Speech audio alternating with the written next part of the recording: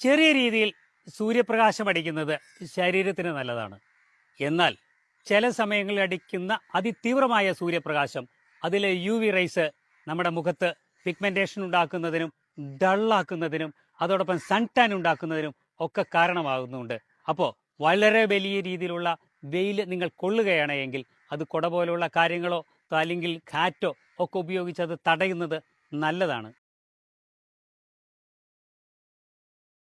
ചെറിയ രീതിയിൽ സൂര്യപ്രകാശം അടിക്കുന്നത് ശരീരത്തിന് നല്ലതാണ്.